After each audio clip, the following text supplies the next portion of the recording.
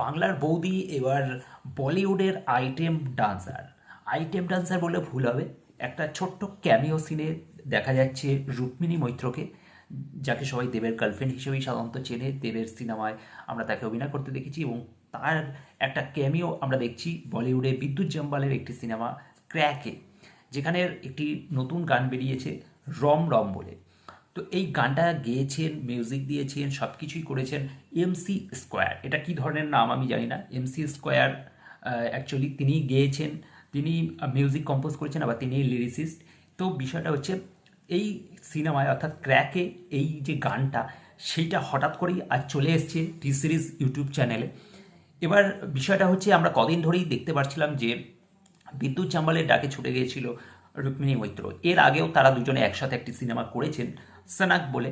সেই সিনেমাটাতে কিন্তু main lead হিরোইনই ছিল রুক্মিণী মৈত্র।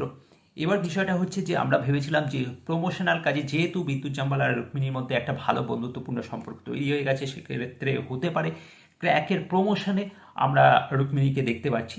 কিন্তু না, একেবারেই তা নয়। অ্যাকচুয়ালি এই সিনেমাটিতে যেহেতু নায়িকা থাকছে নুরা ফাতে, তো রুক্মিণী মৈত্রকেও কিন্তু এই গানটাতে একটা ক্যামিও চরিত্রের জন্য ডাকা হয়েছে এবং সেইটাই আজ রিলিজ হয়েছে।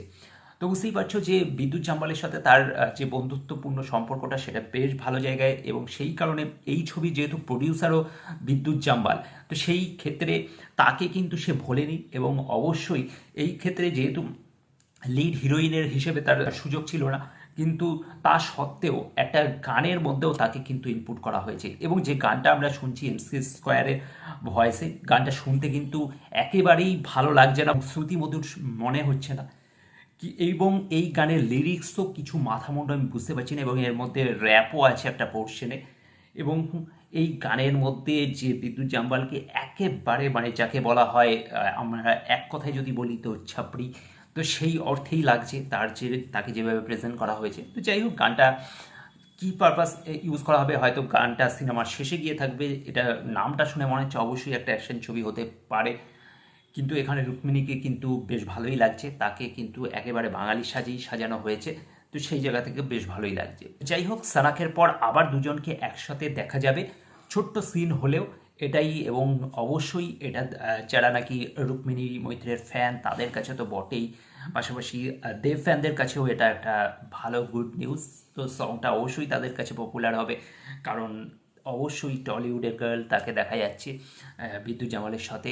এই ভিডিওটা করার কোনো পিছনে কোনো রিজন ছিল না, জাস্ট হঠাৎ করে গানটাই এলো। আমি সত্যি কথা বলতে এই গানটার কোনো রিয়াকশান দেওয়ার মতো ছিল না, দিতে চাইছিলামও না।